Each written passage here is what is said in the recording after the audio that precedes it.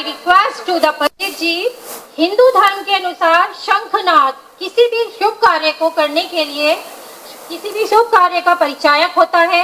हिंदू धर्म शास्त्र के अनुसार पूजा पाठ हवन किसी भी शुभ कार्य को करने के लिए शंखनाद आवश्यक माना जाता है। इसी ध्वनि से नकारात्मकता नेगेटिविटी दूर होती है और सकारात्मक पॉजिटिविटी का विकास होता है, संचार होता है।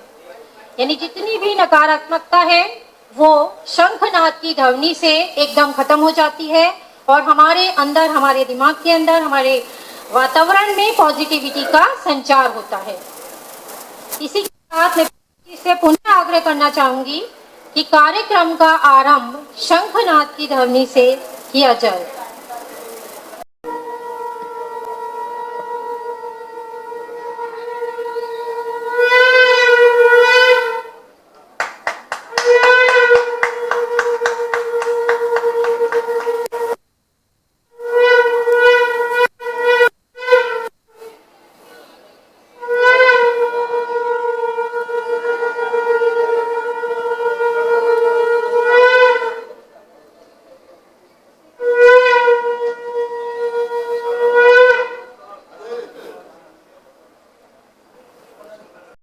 आप लोग और कीजिएगा। कुछ लाइंस में आपको सुनाना चाहूंगी गुरु जी से रिलेटेड कि गुरु जो है उनका क्या स्थान है हमारे जीवन में, और गुरु हमें हमारे अंधकार को, हमारे जीवन में जो अंधकार आता है उसको दूर करते हैं, उनको ही गुरु कहते हैं। गुरु माते पिता गुरु बंधु सखा, गुरु माते पिता गुरु बंधु सखा, तेरे चरणों में स्वामी मेरे कोटि प्रणाम, तेरे चरणों में स्वामी मेरे कोटि प्रणाम। दीनानाथ तुम्ही, प्राणनाथ तुम्ही, दीनानाथ तुम्ही, प्राणनाथ तुम्ही, तेरे चरणों में स्वामी मेरे कोटि नमन। तुम्ही भक्ति हो, तुम्ही शक्ति हो, तुम्ही भक्ति हो, तुम्ही शक्ति हो, तुम्ही मुक्ति हो मेरे श्याम सखा। गुरु मात पिता गुरु बंधु सखा, चरणों में स्वामी मेरे कोटि प्रणाम। तुम्ही प्रेरणा, तुम्ही साधना, तुम्ही प्रेरणा, तुम्ही साधना, तुम्ही आराधना मेरे श्याम सखा। गुरु माते पिता गुरु बंधु सखा, तेरे चरणों में स्वामी मेरे कोटि नमन। तुम्ही प्रेम हो, तुम्ही करुणा हो, तुम्ही मोक्ष हो मेरे श्याम सखा। गुरु माते पिता गुरु बंधु सखा, तेरे चरणों में स्वामी मेरे कोटि नमन।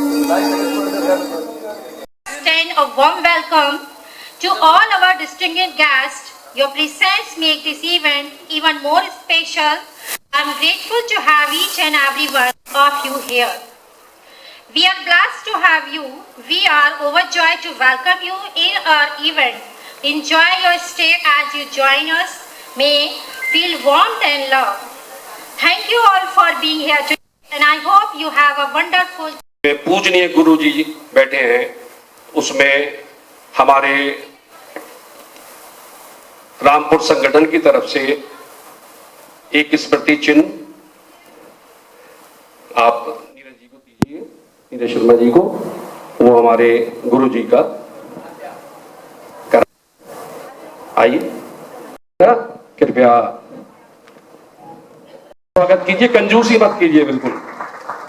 हमारे बीच उपस्थित है मुरादाबाद से राजेश कुमार जी और अनु कपूर जी, उनका उपाध्यक्ष जी, उनका तालियों के साथ स्वागत किया जाए। गुरु जी हमारे राष्ट्रीय अध्यक्ष जी का जय श्री राम। ये है गुरु और चेले का, देखिए आप समन्वय। जय श्री राम।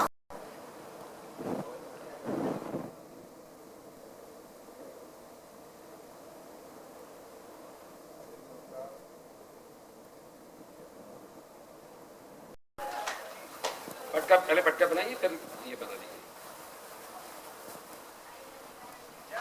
ये अयोध्या से आया हुआ पटका है। जय श्री राम।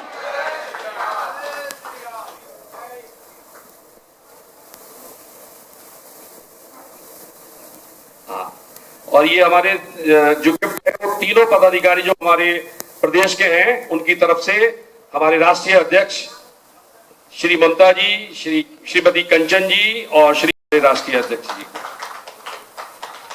तालियों के साथ स्वागत कीजिए। तालियों के साथ स्वागत कीजिए हमारे जिला अध्यक्ष दोनों और हमारे राष्ट्रीय अध्यक्ष जी का।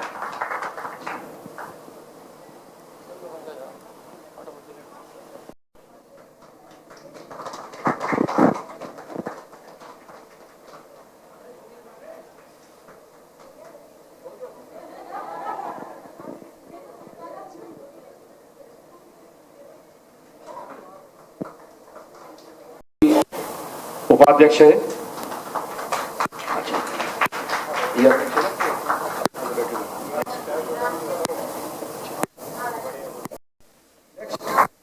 के साथ स्वागत कर।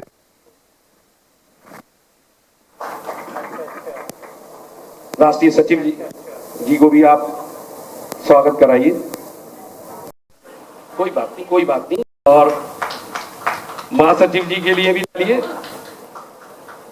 सभी लोग तालियों के साथ स्वागत कीजिए। पदाधिकारी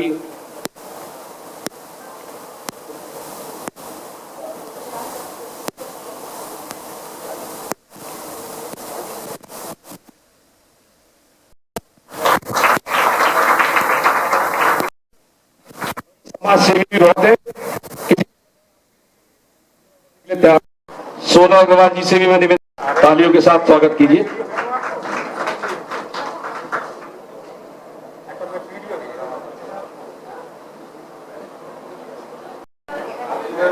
तालियों के साथ स्वागत कीजिए, ताली मत कंजूस कीजिए।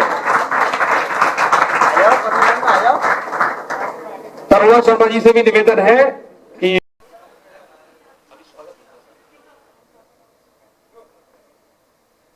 खुशी जी से मेरा निवेदन है कि वो डांस का कार्यक्रम के लिए जो साउंड बजवानी है आपको, वो वहां व्यवस्थित हो, पटका पहना के स्वागत करें।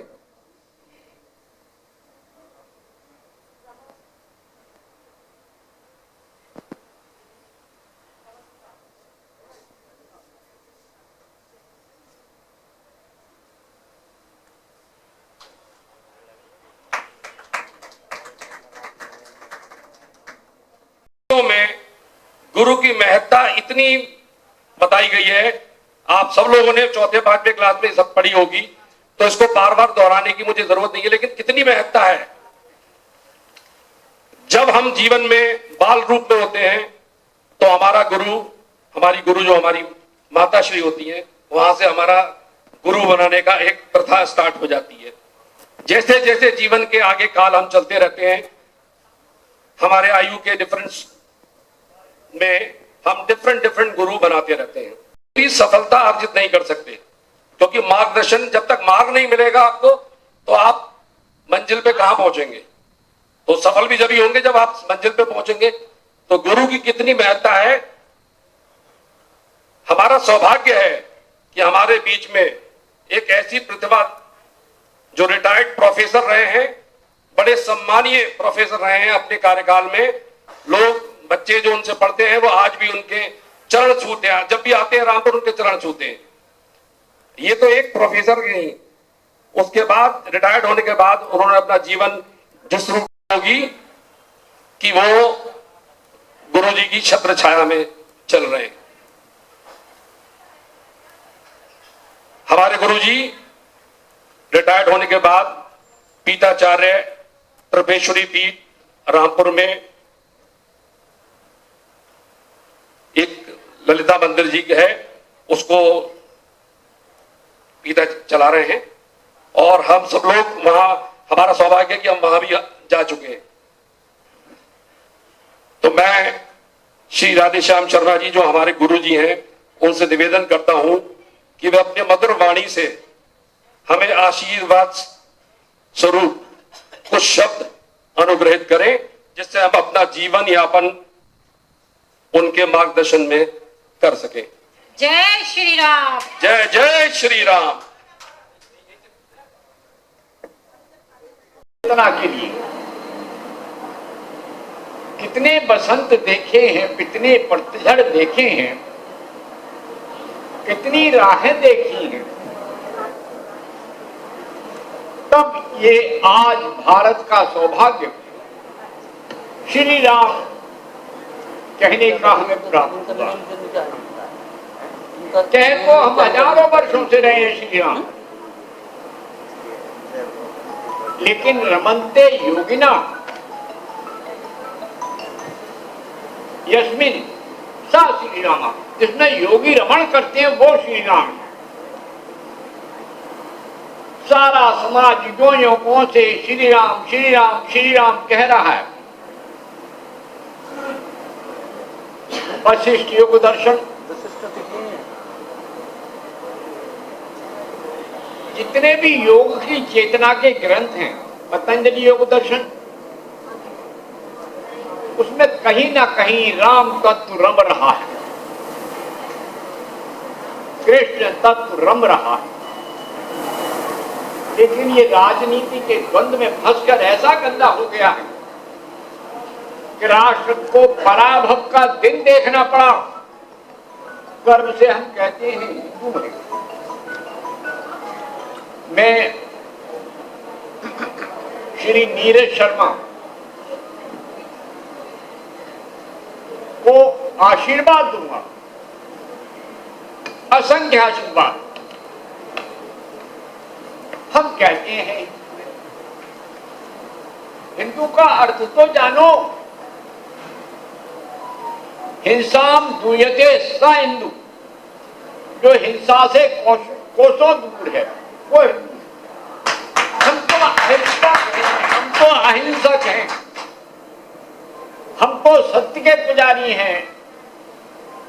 अस्तेय, चोरी न करना हमारा धर्म है।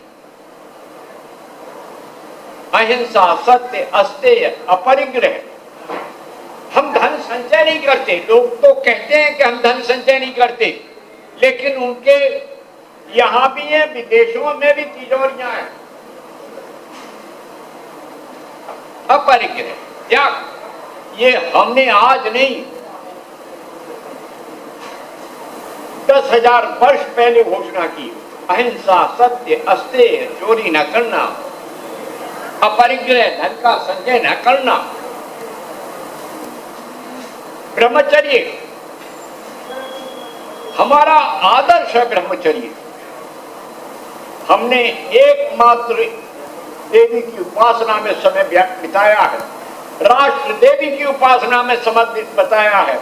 हो सकता है हम स्थान स्थान पर अलग रूप में दिखाई दिए हो, लेकिन दक्षिण से लेकर उत्तर तक सारे विश्व में हमने पताका फहराई।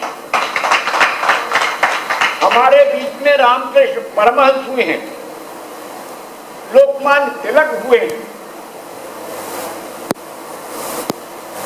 कितने नाम सुनाऊं, संपूर्ण आजादी के दृश्य को मैंने देखा है। हम स्वतंत्रता में पैदा जन्म लिए, लेकिन आंख हमने जब होश संभाला है,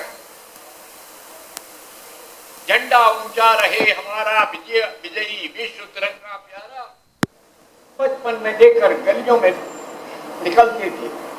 5-5 साल की बच्ची थी सब।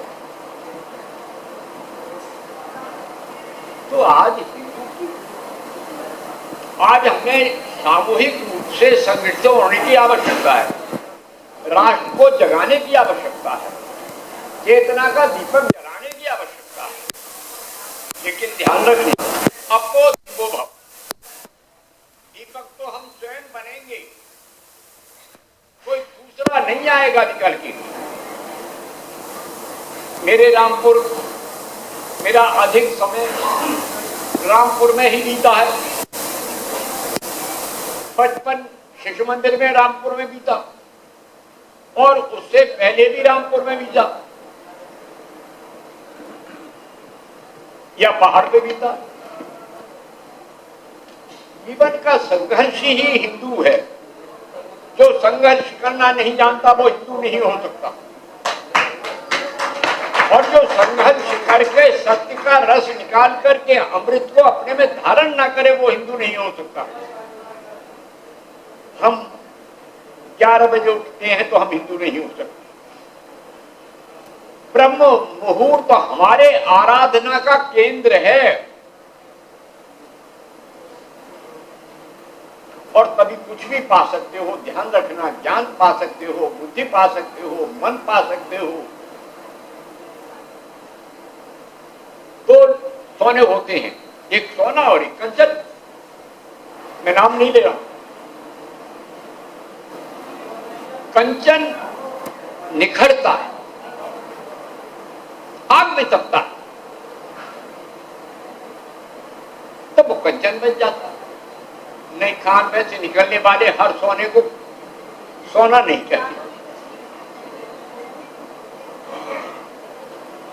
कई बार मैं संक्षेप में अपनी बात कह करके विराम दूंगा। जब मेरी वाणी अमृत का पान करती है तो वो संध्या या रात्रि नहीं होती, वो ब्रह्म मुहूर्त होती है। जब अमृत की वर्षा होती है तो वो ब्रह्म मुहूर्त होती है। मैं रजाकारी में प्रोफेसर रहा, मैंने प्रधानाचार्य पद से छोड़े, मैंने डायरेक्टर पद छोड़े इस रामपुर नगर के लिए।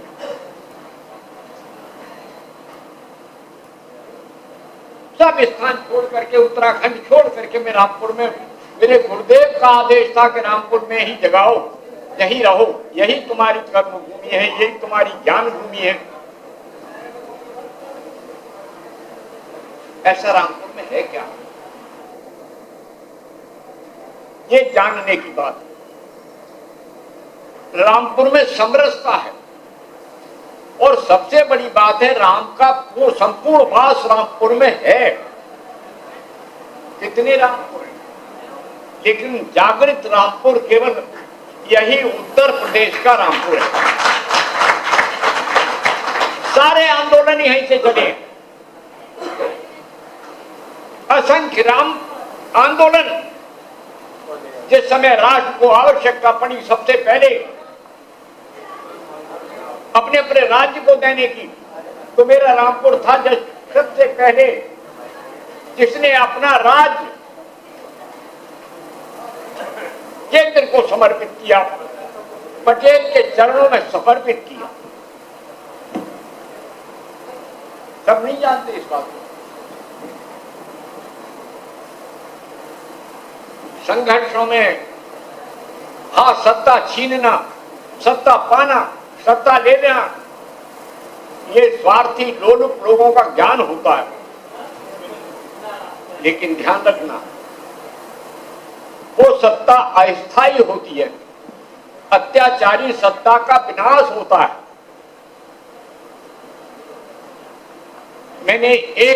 मेरे जीवन के एक आदर्श हैं,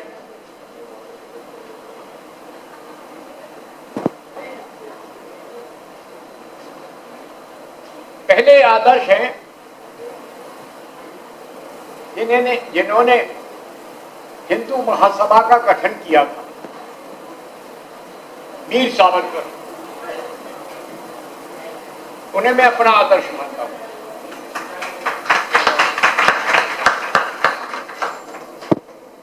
डॉक्टर हेडगेवार मेरे आदर्श हैं, जिन्होंने राष्ट्रीय स्वयंसेवक संघ का युगीन आवश्यकता के लिए स्थापना की। नागपुर में बसंत पंचमी के दिन कोई नहीं था मेरे मित्रों, अकेले खड़े थे, केवल अकेले।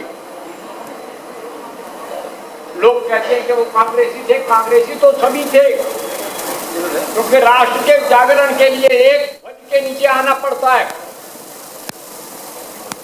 हिंदू, मुस्लिम, सिख, ईसाई सब एक साथ खड़े हुए और सबने लड़ाई लड़ी। गोलवलकर से उन्होंने 2 बालक मांगे थे। शायद इसमें से किसी कोई जानता हो न जानता हो, मुझे अपने 2 बालक दे, जिससे मैं राष्ट्र को बलिदान दिवस मना सकूं। अरे इन कमबख्तों ने जहर देकर उस वीर पुरुष को, श्यामा प्रसाद मुखर्जी को कश्मीर में बलिदान कर दिया। आंखें भर आती है। परंतु आज उनका संकल्प उनके पुत्र, उनके लोग पूरा कर रहे हैं। आज उनके बच्चे मुखोपाध्याय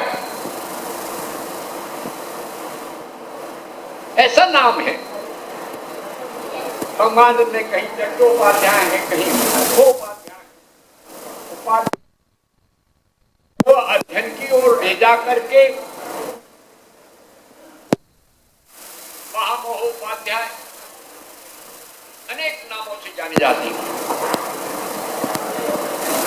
आग लगाने वाले लोग रामकृष्ण परमहंस की उपाध्यायों में थी।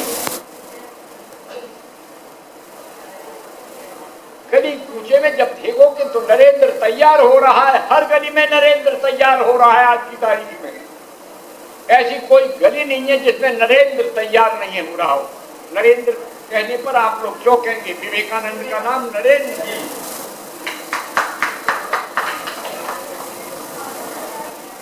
मैं अधिक विस्तार नहीं कहूंगा। ऋषियों की संतानों हो, न कोई शूद्र है, न कोई वैश्य है, न कोई क्षत्रिय है, न कोई ब्राह्मण है। बड़ा अहंकार में ब्रह्म को जो जानता है वो ब्राह्मण है, जो सत्य को जानता है वो ब्राह्मण है, जो सत्य में स्थिर रहता है वो ब्राह्मण है, जो सत्य के लिए जीता है और मरता है वो ब्राह्मण है, जो सेवा करता है वो शूद्र है। सारे दिन में 4 भागों में 4 वर्ण आप लोग करते ही हो। अगर ब्रह्म मुहूर्त में नहीं उठते हो तो आप ऋषियों की संतान नहीं हो सकती। इसलिए पहला काम करो कि सवेरे उठो।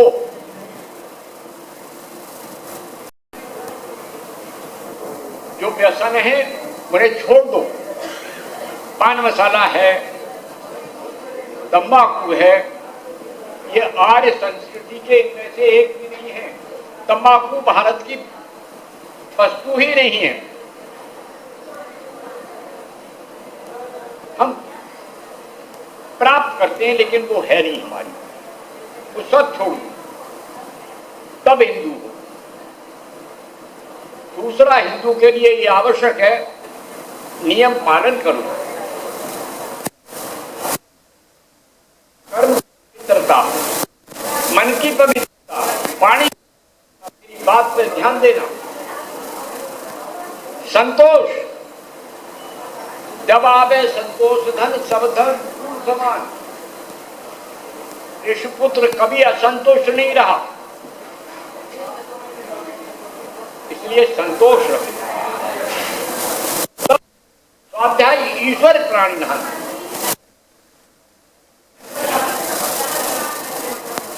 तब है शारीरिक श्रम। स्वाध्याय है ग्रंथों, अच्छे ग्रंथों का पढ़ना। अरे आप में से एक भी मैं अपने कह सकता हूं हिंदुओं से, ग्रंथ तो पढ़ते ही नहीं।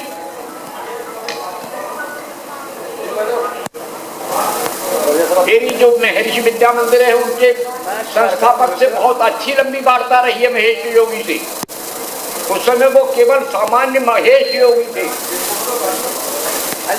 उन्होंने जिस महापुरुष से दीक्षा दी थी,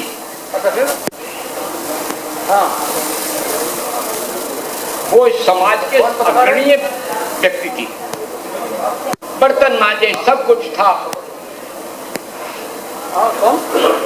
तब महेश योगी महर्षि बना, है ना। ध्यान रखो, जब सेवा करोगे, जब अपने को सेवारत रखोगे तो महर्षि बन जाओ। महर्षि कौन से लोगों का सभी लोग साधना से जीवन उठा सकते हैं। स्वाध्याय करो, पुस्तकें लो, पुस्तक पढ़ो। यूट्यूब पर वो सूचनाएं नहीं मिलेंगी जो तुम्हारे लिए पुस्तक में मिलेगी। विद्यार्थी का जीवन ही नष्ट हो गया है। अध्यापकों क्या कर रहे हो कुछ समझ में नहीं आता। पुस्तकें पढ़वाओ। हिंदू धर्म की रक्षा के लिए पुस्तकों को पढ़ना आवश्यक है। दूसरी चीज है आपकी ईश्वरी प्राणिधान। ईश्वर को फल की इच्छा न। भगवान श्री कृष्ण कहते हैं कि भैया क्या क्यों करता है, फल तो तुझे मिलेगा ही। जब पेड़ के नीचे बैठा है तो वहां सूखा पत्ता मिले,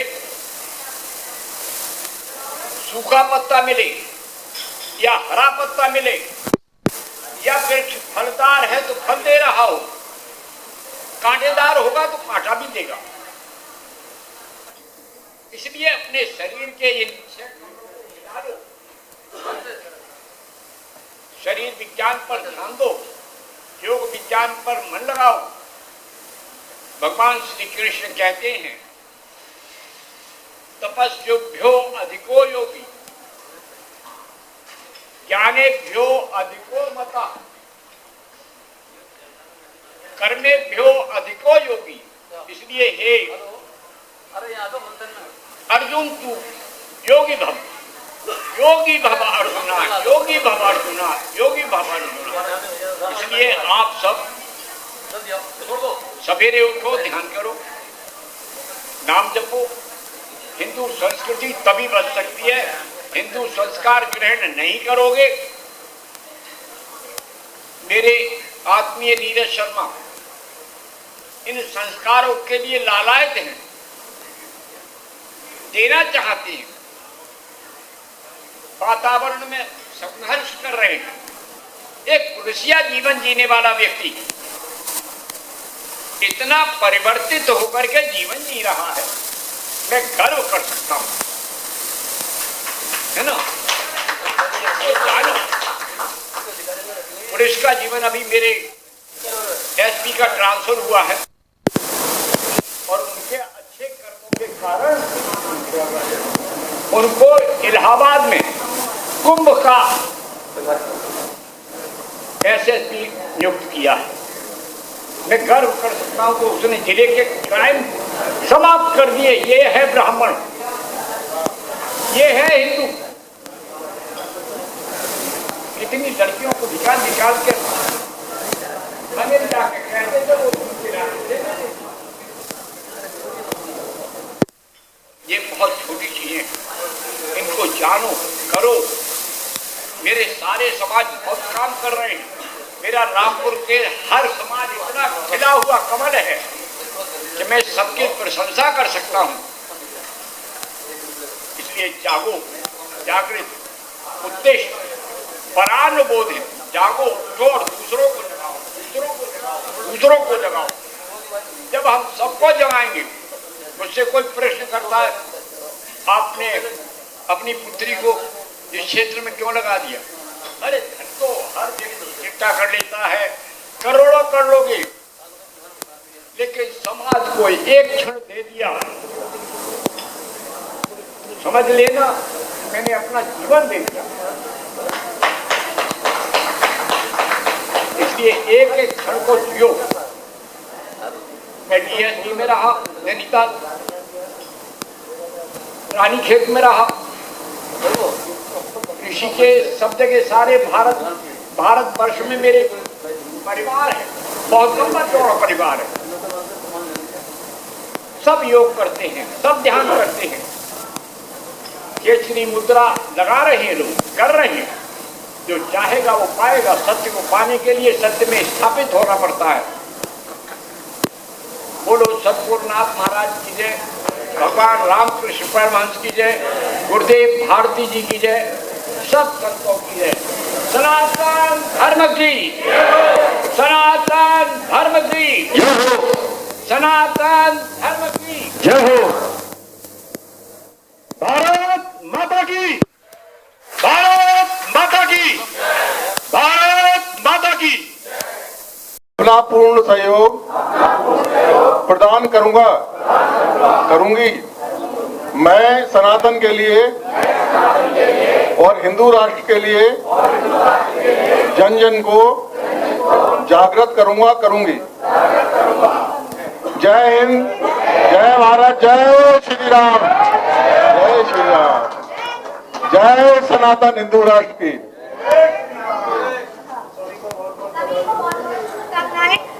और बहुत बहुत बधाई। शपथ ग्रहण समारोह के समस्त परिदृश्य बदलता है, इसी से परिणाम निकलते हैं। तो मौजूदा परिदृश्य में भारतीय हिंदू महासंघ और सनातन धर्म के विषय में मैं कुछ पंक्तियां प्रस्तुत करना चाहती हूँ, कृपया ध्यान दीजिएगा। हिंदू की संप्रभुता और आत्मसम्मान के लिए अब एकजुटता नया क्रांतिकारी नारा है। राशन, नौकरी, फ्री बिजली, पानी से ऊपर उठकर हिंदू एकता, हिंदू राष्ट्र लक्ष्य हमारा है। कोरे गांधीवाद से बदलाव नहीं आता, कृपया ध्यान दीजिएगा। कोरे गांधीवाद से नहीं आता बदलाव, अपनानी ही पड़ेगी हमें सुभाष चंद्र बोस की नीति। कब हिंदू जाति और निजी स्वार्थ से ऊपर उठकर रखेगा राष्ट्र को, कब हमारे नेता बदलेंगे अपनी रणनीति। राष्ट्रों का निर्माण, ध्यान दीजिएगा, राष्ट्रों का निर्माण कभी भी फूलों की नींव पर नहीं होता, बल्कि मानव मुंडों और रक्त के गारे से होता है। कोई भी इतिहास आप उठा के देख लीजिए, किसी भी देश का, समस्त देशों का इतिहास क्रांतियों से भरा पड़ा है। तो अपनानी बल्कि मानव मुंड और रक्त के गारे से होता है। जागरूक हिंदू संगठन ही सनातन धर्म की पताका फहराएंगे। गांधी तभी उठेगा जब हमारी चेतना जागेगी, जब हम जागेंगे। और आज के परिदृश्य में कृपया ध्यान दें, ये सत्ता समझती है भीड़ की भाषा।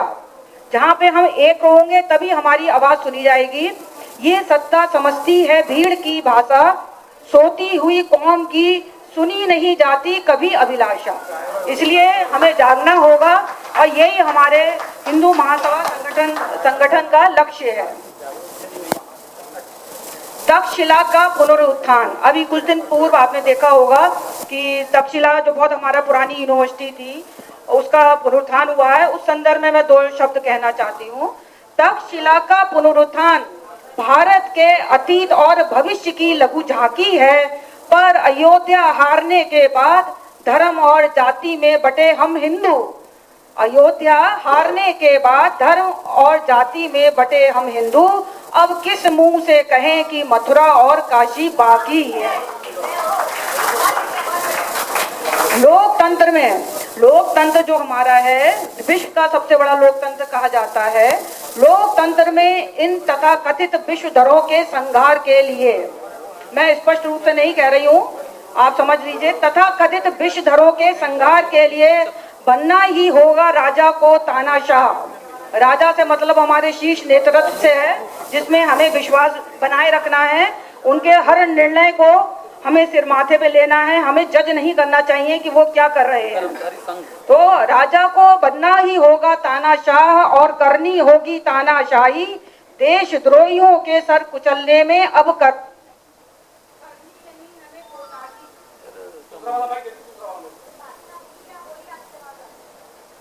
हेलो, अब भी हम खुलकर ना खेले तो कायर और सत्ता लोभी समझे जाएंगे। और याद रखिए, जातिवाद में फंसे रहे हम हिंदू तो अल्पसंख्यक हो जाएंगे। कोई भी आपत्ति आती है तो हम किसी की प्रतीक्षा करते हैं, कोई आएगा, कोई हमें बचा लेगा, हमारी रक्षा करेगा, हमें संभाल लेगा। उस पर मैं कुछ शब्द कहना चाहती हूँ। क्यों कर हम करते हैं प्रतीक्षा, जाने किसकी? कोई आएगा और हमें बचा ले जाएगा। रक्षात्मक होने से अब कुछ होगा नहीं, करना होगा हमें ही पलटवार। रक्षात्मक होने से अब कुछ होगा नहीं, करना होगा हमें ही पलटवार। खड्ग त्रिशूल लेना होगा अपने हाथ, अहिंसा परमो धर्मा का चोला उतार। आप देखते हैं कि हमारे देवी देवताएं जितने भी हैं, उनकी मूर्तियां हैं, उनके चित्र हैं, सभी देवी देवताओं के हाथ में त्रिशूल और दंड और इस तरह के कुछ ना कुछ हथियार रहते हैं। वो सब हमें इस बात का संकेत देते हैं, मैसेज देते हैं कि हम अपने धर्म की रक्षा के लिए हथियार हाथ में रखें। अहिंसा परमो धर्मा अच्छा विचार है, लेकिन जब अपने अस्तित्व पे आ जाए तो हमें इन हथियारों को उठा लेना चाहिए। इसी को आगे बढ़ाते हुए मैं कहना चाहती हूँ, मर्यादाएं खेल में रखी जाती हैं, रण में नहीं। अपने अस्तित्व का युद्ध लड़ रहे हैं हम, अंतिम युद्ध। ये युद्ध जो है हम अंतिम चरण में है। इस समय भी अगर हम कमजोर पड़ गए तो आने वाली पीढ़ियां हमें कभी माफ नहीं करेंगी। मर्यादाएं खेल में रखी जाती हैं, रण में नहीं। अपने अस्तित्व का लड़ रहे हैं हम, अंतिम युद्ध। अब भी अगर हम नहीं चेते तो आने वाली हमारी पीढ़ियों को नोच खाएंगे ये गिद्ध। जो भी इस भारत भूमि पे रहेगा और ग्रहण करेगा इसका अन्न जल, उसे इस राष्ट्र के प्रति एक निष्ठ होना ही होगा। आंखों में उतार लो अग्नि। समस्त सनातन धर्म को मैं संदेश देना चाहती हूँ कि आंखों में उतार लो अग्नि, रगों में उमड़ जाने दो शौर्य का सैलाब। रगों में उमड़ जाने दो शौर्य का सैलाब।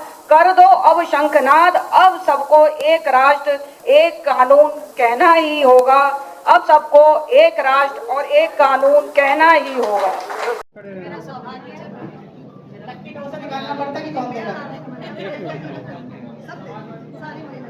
इधर इधर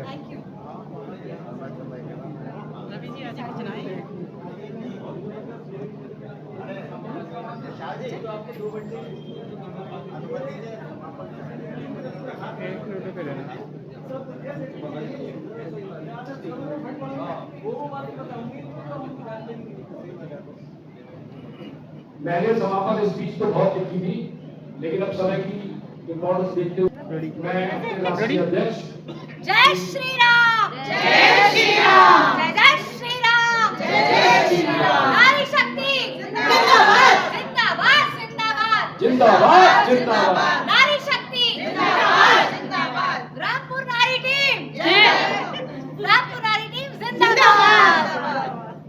महिला सशक्तिकरण ऐसा ही होता रहे।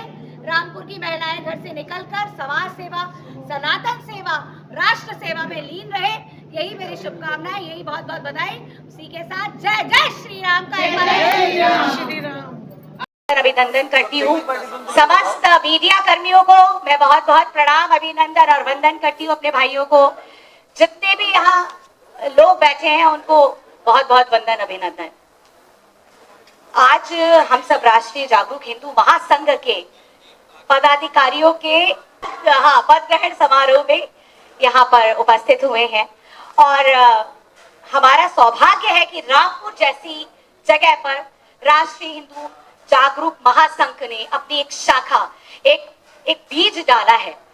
ये बहुत ही हमारे लिए बहुत ही महत्वपूर्ण और बहुत ही संवेदनशील विषय है, क्योंकि रामपुर, हालांकि रामपुर के बारे में जब कहा जाता है तो गंगा यमुना तहजीब हमारी सामने आती है, लेकिन कुछ ऐसे लोगों ने राजनीतिकरण करते हुए, राजनीतिक मानसिकता की वजह से, रामपुर की ओछी मानसिकता की वजह से रामपुर की जो राजनीति है उसको हिंदू और मुस्लिम में डिवाइड कर दिया। कहीं ना कहीं वो मुस्लिम हिंदू वाली कहानी, लेकिन रामपुर एक यमुना गंगा तहजीब का उदाहरण हुआ करता था। और मैं जब आज भी बाहर जाती हूँ तो लोग कहते हैं मैडम आप कैसे, आप रामपुर में रहती क्या? मैंने कहा हमने वो समय ही नहीं देखा, हमें याद ही नहीं है कि हम कभी डरे, कभी परेशान हुए, या हम खुर्शीद में पढ़ते थे तो हम कैसी हमारी मुस्लिम दोस्त हुआ करती थी, सब बहुत प्रेम भाव से रहा करते थे। अब पता नहीं ये कैसा एक अजीब सा माहौल पूरे वातावरण में आ गया। रामपुर की बात नहीं, पूरे देश की बात कर रही हूँ। इसलिए आज इसी विषय पर राष्ट्रीय जागरूक हिंदू महासंघ एक बहुत ही अच्छे अभियान को लेकर आप सबके सामने उपस्थित हुआ है। और मुझे लगता है देखिए, सनातन धर्म विशाल है।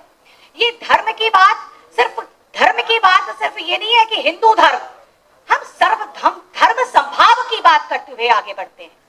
हमारे लिए मानवता सबसे बड़ा धर्म है, हमारे लिए मानवता ही सबसे बड़ी चीज है। हमारे लिए सुव्यवस्था, सुशासन, संस्कृति और सभ्यता भारत की वो इंपॉर्टेंट है।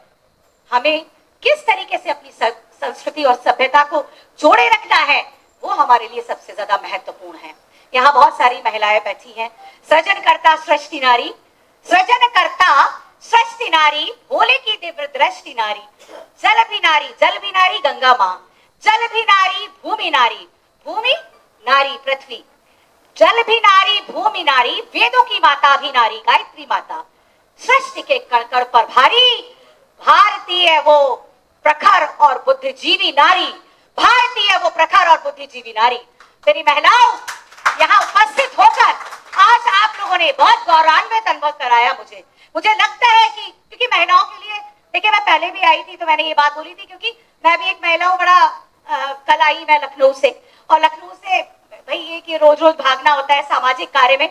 अपनी एक अच्छी खासी जॉब को तिलांजलि देके MIT यूनिवर्सिटी में मैं असिस्टेंट प्रोफेसर थी, और जब मेरा ट्रांसफर हुआ लखनऊ में तो मैंने अपना बहाना करके किसी तरीके से, मुझे लगा कि अरे बड़ा मुझे समय मिल गया, चलो अच्छा है, भगवान ने सहायता कर दी, तो मैं जो हूँ अब इसको थोड़ा ढील ढोल में डाल दूं, ठीक है।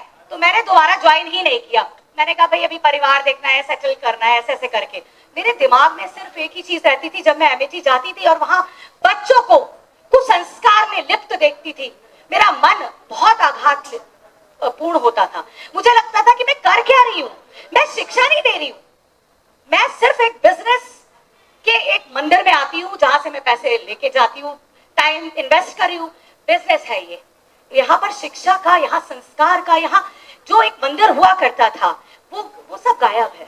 तो मेरे मन में कहीं ना कहीं एक उच्चाटन होता था कि नहीं, मुझे ये नहीं करना। बचपन से क्या ऐसे पिता का सानिध्य मिला, मेरे परम पूज्य बिराजी ने हमेशा संस्कार ऐसे रहे हमारे कि हमने सनातन को, और रामपुर जैसी धरा पर उन्होंने एक धर्म को की ध्वजा लहराई, और हिंदू मुस्लिम ने, आज मुस्लिम भी उनके सर पे हाथ रख के उनसे आशीर्वाद लेते हैं, और हिंदू तो खैर उनके उसमें रहते ही हैं।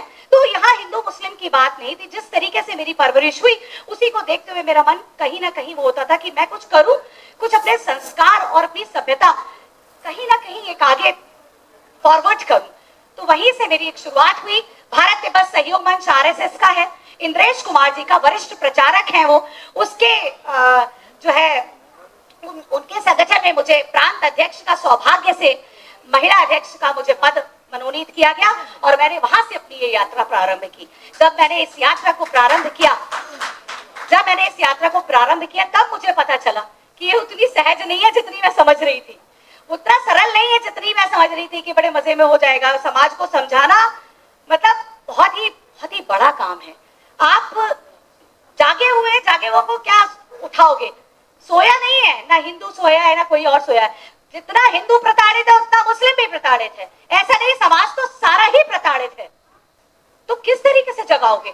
तब धीरे धीरे करके हम लोगों ने लोगों के बीच जाना शुरू किया, लोगों की समस्याएं और लोगों को धर्म के बारे में नहीं, लोगों को मानवता के धर्म में बताना शुरू किया। शुरुआत मानव धर्म, मानव ही एकमात्र धर्म है। जब हमारे मन में ये चीज आ जाएगी तो जाति पाति से अलग हटके सिर्फ और सिर्फ हम इंसानियत के नाम पर जीवन यापन करना शुरू कर देंगे। और जब हम इंसानियत के नाम पर जीवन यापन करना शुरू कर देंगे तो कहीं ना कहीं हम एक सुंदर और सुव्यवस्थित समाज, राष्ट्र पूरे विश्व में सौंप देंगे। विश्व गुरु बनाने की बात हम करते हैं। कैसे बनेगा विश्व गुरु, ये प्रश्न चिन्ह है। क्या हम मुस्लिम भाइयों को छोड़ें, क्या हम सिख भाइयों को छोड़ें, क्या हम ईसाइयों को छोड़ें, या हम, क्योंकि हमारी तो सनातन धर्म की परंपरा है ना, हम किसको छोड़ेंगे? हम तो किसी को छोड़ ही नहीं सकते। इसलिए सबको साथ लेते हुए चलकर हमें अपने राष्ट्र को, क्योंकि देखिए सनातन धर्म, सनातन पुरातन है, शिव का है, तो सनातन धर्म हिंदू राष्ट्र बने और उस हिंदू राष्ट्र में सुव्यवस्थित और नारियों का सम्मान करता हुआ भारत, व्यवस्थित भारत, संस्कारवान भारत, जिसमें दया हो, ममता हो, करुणा हो और बहुत अच्छी विचारधारा, सांस्कृतिक विचारधारा हो, इसी तरीके का भारत हमें आवश्यक रूप से बनाना है। यही प्रस्तुत कर रहा है। यहाँ कोई हिंदू, मुस्लिम, सिख, ईसाई का झगड़ा ना करते हुए, जब तक ये झगड़े राजनीतिक लोग कराते रहेंगे और आप करते रहेंगे, बंटते रहेंगे, तो कहीं भी ना मुसलमान सुखी रहेगा ना हिंदू सुखी रहेगा। ये मैं, आप भी शायद अंदर से समझते होंगे और मैं ये आज मंच से कहना चाहती हूँ कि अपने मन के विचारधाराओं में मलिनता हटाइए और गंगा और यमुना को फिर से मिलाकर रामपुर को भी एक विकसित शहर बनाइए। मत खोइए अपनी मूल धारा। ये नवाबों का शहर रहा है, यहाँ से बहुत दूर दूर तक कारीगर और यहाँ से बहुत दूर दूर तक संस्कृति जाती रही है। रामपुर की एक धरोहर रहा है रामपुर। इसीलिए कहीं ना कहीं अपनी धारा में बहिए। उसी के लिए राष्ट्रीय जागरूक हिंदू जरूर लिखा है, राष्ट्रीय जागरूक हिंदू महासंघ, लेकिन ऐसा नहीं है कि ये हिंदुत्व के लिए बात करेगा, ये मानवता के लिए बात करने वाला संगठन है। मेरी कई बार नीरज भैया से इस बारे में बात हुई। बहुत से ऐसे काम हम लोग कर रहे हैं जिसमें कई बार हमारे पास ऐसे लोगों का भी फोन आता है जो मुस्लिम होते हैं, जो किसी और धर्म के होते हैं। तो कहीं ना कहीं अपने आप को जोड़ते हुए, और इन महिलाओं से मैं यही कहना चाहती हूँ कि यदि आज नहीं जागोगी तुम तो कल तुमको रोना होगा। ये मेरी कविता है, पिछले बार मैंने बोली थी। मैं इसको महिलाओं को इसलिए सुनाती हूँ क्योंकि थोड़ा थोड़ा मुझे लगता है कि कहीं ना कहीं मेरी नजरों में सिर्फ एक महिला ही है, महिलाएं ही हैं जो केंद्र बिंदु है, पृथ्वी का भी, अपने परिवार का भी और सारी सृष्टि का भी केंद्र बिंदु। मैंने क्या कहा? सृजनकर्ता सृष्टि नारी और भोले की दिव्य दृष्टि भी नारी। तो आप दिव्य दृष्टि हैं, अपने को कम मत हाकिए, है ना। अब आप अगर दिव्य दृष्टि, अगर थोड़ा सा अपने आप में परिवर्तन ला देंगे, अपने संस्कार, अपनी सभ्यता के अंदर अगर सोच लेंगे कि हमें जीजा भाई बनना है, तो कहीं ना कहीं आप राणा को जन्म देंगी, कहीं ना कहीं वो संस्कार आप राणा में डालने का प्रयास करेंगी, कहीं ना कहीं अपने बच्चों में वो संस्कार, इस मॉडर्ननेस को खत्म करते हुए हमारी संस्कृति, हमारी सभ्यता को आगे बढ़ाने के लिए यदि आज नहीं जागोगी तुम तो कल तुमको रोना होगा।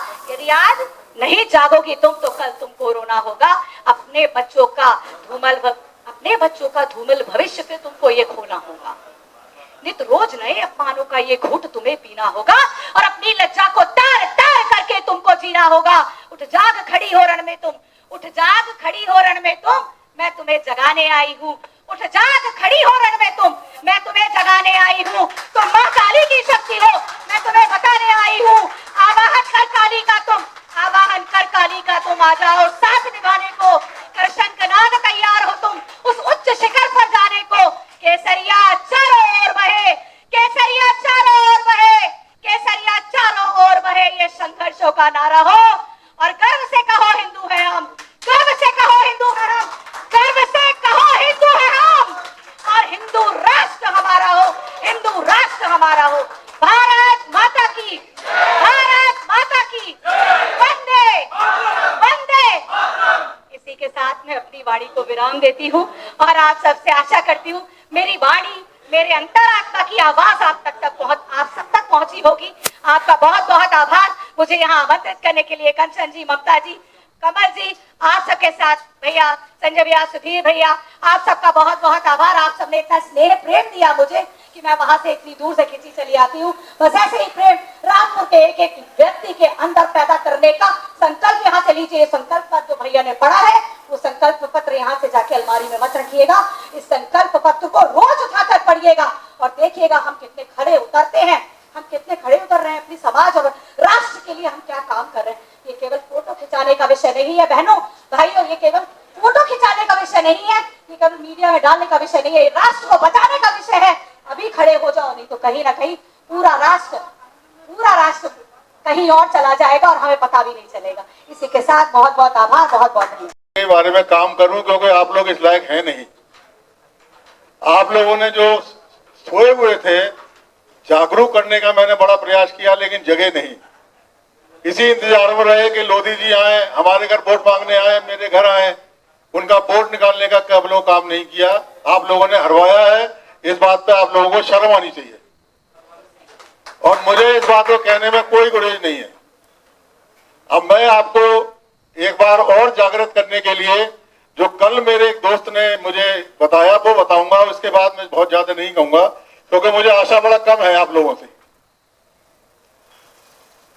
हम लोग बटे रहेंगे यही, मुस्लिम एक मुस्लिम होता है, हिंदू में पीसी जातियां हम जोड़ लेते हैं।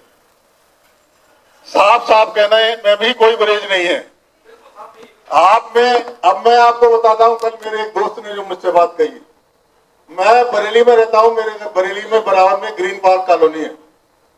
मिस्टर कौल एक है, जीएम से रिटायर हुए हैं अभी स्टेट बैंक।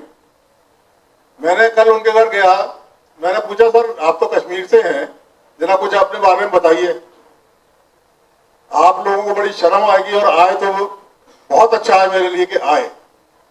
उन्होंने जो मुझे बताया, बोले श्रीनगर में हमारा बागों का, सेब का बहुत बड़ा काम था, लकड़ी का बहुत बड़ा काम था। एक दिन शाम को मेरे ही यहाँ काम करने वाला बंदा मेरे पास आया, उसने कहा सर आप लोग यहाँ से जाने की तैयारी कीजिए। तो उन्होंने कहा भाई क्यों, हम क्यों जाएं? बोले मैंने आपका नमक खाया है इसलिए मैं आपको बताने आया हूं। आज मैं अकेला आया हूं और हो सकता है कल मैं ना आऊं, मेरी जगह 20 लोग आए। अगले दिन ऐसा ही हुआ, वो तो चला गया नौकरी छोड़ के। 20 दिन बाद 20 लोग अगले दिन फिर आ गए उनके यहाँ, जैसा उसने कहा था। उन्होंने आके कहा कौल साहब आपको हम एक बार समझाने आए हैं कि आप अपना सारा सामान यहाँ से समेटिए और जाइए यहाँ से। तो उनके चूंकि बहुत बड़े आदमी थे, डीआईजी साहब से संबंध थे, उन्होंने डीआईजी को फोन लगाया कि साहब ऐसे ऐसे मेरे घर में 20 आदमी खड़े हुए हैं और ये कह रहे हैं कि आप यहाँ से मकान खाली करके अपना काम छोड़ के चले जाइए। तो जो भी उन्होंने बात की होगी वो उससे कोई खास असर नहीं पड़ा। अगले दिन 500 लोग उनके घर के बाहर खड़े हो गए। 500 लोग खड़े हो गए तो उन्होंने फिर साहब पर फोन किया, सब कुछ किया। चौथे दिन, 5वें दिन बल्कि 5वें दिन उनके घर के बाहर 2000 लोग आए और उन्होंने एक ट्रक साथ लेके आए। उन्होंने कहा साहब ये आपको आखिरी मौका है, आप अपना सामान इस ट्रक में रखिए और यहां से निकल जाइए। उनकी समझ में आ गया था कि उनके जितने संबंध डीआईजी आईजी से थे कोई काम में नहीं आए। उन्होंने क्या किया, जो भी सामान वहां से ला सकते थे, बहुत बड़ी कोठी थी, बहुत बड़ा काम था, लकड़ी का बहुत बड़ा काम था, बाग थे उनके सेबों के, जो भी उनके घर में था उन्होंने लेके अपने ट्रक में रखवा दिया। अब जो मैं आपको कहने जा रहा हूं वो आप बड़ा ध्यान से सुनिए, वो होने वाला है बहुत जल्दी। उन्होंने अपनी माताजी को और उनकी एक बुआ जी थी विधवा, उनको गाड़ी में बिठाया। तब तक तो सब कुछ ठीक था। उनकी माताजी वो सब बैठ गए, बुजुर्ग महिलाएं बैठ गई गाड़ी में। उन्होंने सोचा हम लोग पीछे बैठ जाएंगे, महिलाओं को आगे बिठा दे रहे हैं। तो उनकी 4 बहनें थी, उन 4 बहनों को उन्होंने गाड़ी में नहीं बैठने दिया और वो भीड़ जब उन्होंने कहा उन चारों को ले जाके अपने साथ ले गई खींच के और उनसे कहिए आप जाइए। अब आई को समझ में? उन महिलाओं को वहां छोड़ के बाकी लोग चले गए, जम्मू आ गए। जम्मू में कुछ दिन रहे, फिर मैं नौकरी वोकरी लिए, उन्होंने प्रयास किया तो बाद में उनकी नौकरी लग गई स्टेट बैंक में, तो बड़े अच्छी पद से बरेली रिटायर हुए। मेरा कहानी ये ये सब बताने का मतलब आपको केवल इतना है कि ये स्थिति हम लोगों के साथ बहुत जल्दी आने वाली है अगर हम सोचते रहे। अब एक बात आपको और मैं बता रहा हूं, 2018 में मेरे एक मित्र है पुष्पिंदर कुलश्रेष्ठ जी, शायद आप लोग काफी लोग जानते होंगे उनके बारे में। हमने सुप्रीम कोर्ट में PIL दाखिल की कि साहब ये जितने भी मंदिर हैं इंडिया के अंदर ये सब सरकार के कब्जे में है और 2,50,000 करोड़ से 3 लाख करोड़ तक हर साल रुपया इन मंदिरों में आता है और इस मंदिर के चढ़ावे के रूप में जो पैसा आता है वो कहीं भी हमने खर्च होते हुए नहीं देखा। तो डाली हमने PIL, तो उसका परसों ही मतलब निर्णय आया है, मैं उसको बताऊंगा। दूसरी एक और है, ये इस तरह से करके दूसरा हमने एक और डाला था कि ये जो जितनी भी बाजारें हैं रोड किनारे जिनसे हमारा यातायात बाधित होता है, सुनते रहिए, मैं डायरेक्ट बोलता हूं बिल्कुल, भैया आप लोग चाहे वीडियो बना लीजिए, रील बना लीजिए, कल को हेट उसमें डाल देना स्पीच में, कोई फर्क मुझे नहीं पड़ता। वो PIL भी हमने डाली है तो उसमें ऑर्डर ये हुआ है कि कोई भी बंदा जिसको ये लगता है अगर रोड के में दिक्कत आ रही है चलने में, उसको अपनी सेल्फी भेजे, सेल्फी के साथ वो बाजार की भेजे और मुझे भेजे, मैं उसको सीधे सुप्रीम कोर्ट भेजूंगा DM के माध्यम से, तो वो जगह उसकी कोई व्यवस्था की जाएगी हटाने की या दूसरी जगह शिफ्ट करने की, जो भी की जाए। तो ये 2 चीजें अभी हमारे साथ हुई हैं। हमने और ज्यादा, मैं ना नारेबाजी में विश्वास करता हूं ना इस बात में विश्वास करता हूं कि हिंदू जागृत होगा, मुझे कतई उम्मीद नहीं है। अगली बार सरकार आपकी नहीं बननी है, ये निश्चित जान लीजिए आप, और गुलाम बनने के लिए तैयार हो जाइए। मैं अपनी बरेली में जहां रहता हूं पिछले 10 साल में, जो बंदा जिसका बरेली से कोई मतलब नहीं, आंवला से जीता, उसके जीतने के बधाइयों के पूरे फ्लैक्स बरेली शहर में पटे पड़े। 10 साल में एक भी फ्लैक्स नहीं लगता था किसी का। ये स्थिति बनती जा रही है। आप लोग सब समझदार हैं, बहुत ज्यादा मेरे को कहना आता नहीं, लिटरेरी वे में मैं कहने की, मैंने अब मेरी अपनी बहन प्रियंका बोलती है, मैं तो सीधे सीधे बोल पाता हूँ। बहुत बहुत धन्यवाद आप लोग। मेरा संगठन जो मातृ संगठन है, मैं थोड़ा उसके बारे में प्रकाश डालूंगा, क्योंकि लगभग एक ही तरह के काम को लेके ये लोग आगे बढ़ रहे हैं। राष्ट्रीय स्वयं सेवक संघ, और मैं उसका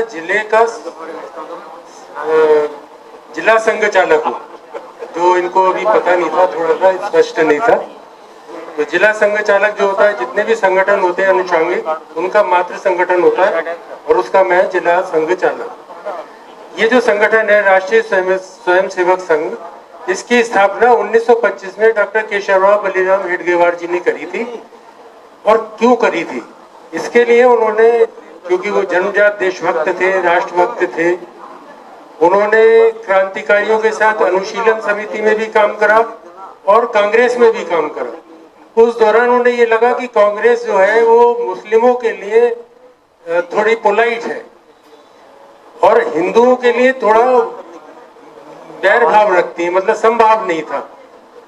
और जो हम लोग थे वो भी थोड़ा बट के अलग अलग होकर, संगठित न रहकर काम करते थे। तो उन्होंने ये हिसाब लगाया कि देश तो आजाद हो ही जाएगा, लेकिन हमारा जो समाज है, हिंदू समाज है, वो कब एक होगा। तो उन्होंने हिंदू समाज को इकट्ठा करने के लिए, हिंदू समाज में संगठन नहीं बनाया, हिंदू समाज को इकट्ठा करने के लिए इस संगठन की स्थापना करी, जो आज 54 देशों में भारत के अलावा अच्छी तरीके से काम कर रहा है।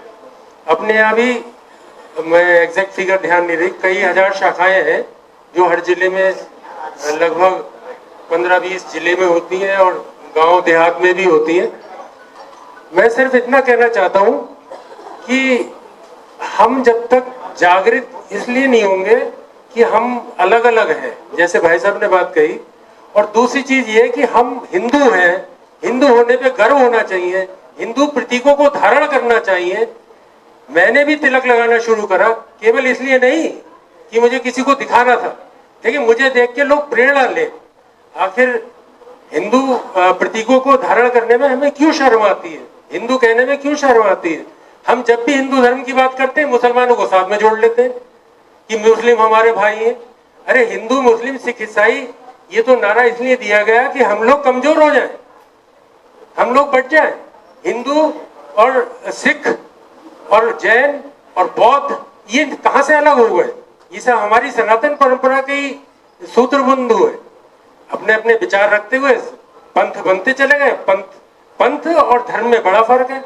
सनातन धर्म है जो पहले भी था, अब भी है, आगे भी रहेगा। सनातन मुस्लिम तो हो सकता है लेकिन मुस्लिम अलग धर्म नहीं हो सकता।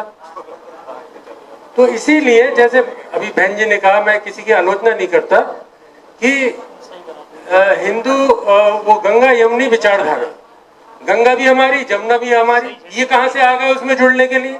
गंगा जमुनी काय में हो गए? ये तो बिल्कुल अलग है, ये हमारे बिल्कुल अपोजिट है। इसके लिए तो हमें खुद को मजबूत होना पड़ेगा। जैसे मोदी जी ने 14 के बाद देश को मजबूत करा, हमारे पास हथियार खरीदने के पैसे नहीं थे, जूते खरीदने के पैसे नहीं थे, अपनी ये जो बुलेट प्रूफ जैकेटें नहीं थी, उसके लिए उन्होंने देश के लिए सेना को मजबूत करा, सेना के संसाधनों को मजबूत करा। तब तो आंख मिला के खड़े होते हैं चीन के साथ, अमेरिका के साथ। और हम अपने आप में इतने कमजोर हैं, हमारी जनसंख्या 7% कम हो गई और मुस्लिमों की 47% बढ़ गई। इस बारे में क्या सोचा हम लोगों ने? हमारी माताएं बहनें एक एक बच्चा करके बड़ी खुश होती हैं कि उसके पास सब कुछ है, 4-4 कोठियां हैं, 5-5 कारें हैं, बंगले हैं, ये है। और ये लोग इतनी खुश होते हैं कि ये सब हमारे लिए, हमें कुछ करना ही नहीं पड़ेगा, जो ये कमा के जा रहा है ये सब हमें छोड़ के जाएंगे। और ये धीरे धीरे हो रहा है। केरल में, कश्मीर में, भाई साहब ने जिक्र करा, जितने हमारे कोस्टल स्टेट्स हैं, बुरी स्थिति देख लिए। उड़ीसा है, अपना यहाँ है, बंगाल है, ईसाई। मैं इधर गया था एक बार, ये अपने अरोड़ा, वो क्या नाम है, मेघालय और असम, यहाँ सब, मेघालय तो पहाड़ों में ही बसा हुआ है एक तरीके से, और हर 6 किलोमीटर 10 किलोमीटर में एक छोटा सा गांव आता है। आज तो वहां सड़कें बनी हुई है, प्रधानमंत्री के नाम से बनी हुई है, प्रधानमंत्री सड़क योजना की। लेकिन उस समय लगभग 100-150 साल पुराने चर्च बने हुए हैं वहां। हर गांव में एक चर्च जरूर है। गांव होगा 50-100 आदमी होगा और 6 किलोमीटर 10 किलोमीटर पे वहां चर्च बना हुआ है। तो वो चर्च कैसे बना होगा? पगडंडी होंगी, उस समय जाने के साधन नहीं होंगे। हमारे जो संत हैं वो 20-20 लाख रुपए खर्च करके कथाएं कर रहे हैं, करोड़ों रुपए। यहाँ खाटू श्याम जी का जागरण होता है, करोड़ों रुपए खर्च होते हैं। और मुसलमान क्या करते हैं?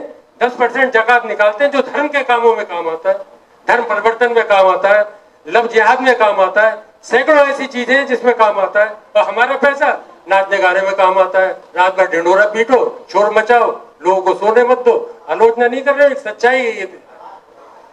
हमें अपने धर्म के लिए एक पैसा खर्च करने में शर्म आती है। धर्म क्या है? एक एक बच्चा हम पैदा कर रहे हैं, हम अपने बच्चों को भी पढ़ाएं। जो हम नहीं कर सकते, जैसे गांव देहात है, उन्हें सब, उनके एक एक परिवार को ले, उनको पोषण दें, उनको मजबूत करें, वो हमारे लिए खड़े होंगे। नहीं तो कल को भाई राम राम जपना और अपना माल छोड़ के घर जाके बैठना।